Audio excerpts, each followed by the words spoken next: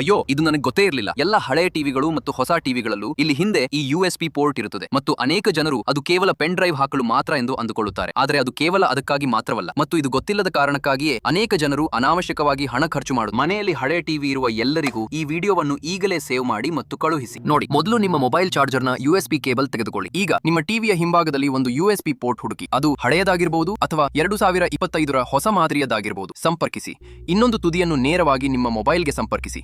ನಂತರ Google Chrome open ಮಾಡಿ, VUVIDO type ಮಾಡಿ, ಸರ್ಚ್ ಮಾಡಿ. ಫಸ್ಟ್ ಬರೋ ವೆಬ್ಸೈಟ್ ಓಪನ್ ಮಾಡಿ. ಮೇಲಿರೋ ಸರ್ಚ್ ಬಾಕ್ಸ್ ಅಲ್ಲಿ ಸ್ಮಾರ್ಟ್ ಟಿವಿ ಅಂತ ಸರ್ಚ್ ಮಾಡಿದ್ರೆ ಈ ಪೋಸ್ಟ್ ಬರುತ್ತೆ. ಅದನ್ನ ಕ್ಲಿಕ್ ಮಾಡಿ ಅದರೊಳಗಿರೋ ಆಪ್ ಅನ್ನ ಡೌನ್ಲೋಡ್ ಮಾಡ್ಕೊಳ್ಳಿ. ಅದನ್ನು ತೆರೆಯಿರಿ ಮತ್ತು ಕನೆಕ್ಟ್ ಮೇಲೆ ಕ್ಲಿಕ್ ಮಾಡಿ. ಈಗ ಕಾಯಿರಿ, ಅದು ನಿಮ್ಮ ಟಿವಿಯನ್ನು ಅಪ್ಡೇಟ್ ಮಾಡಲು ಪ್ರಾರಂಭಿಸುತ್ತದೆ. ಇನ್ನೂ ಕೇಬಲ್ ತೆಗೆಯಬೇಡಿ.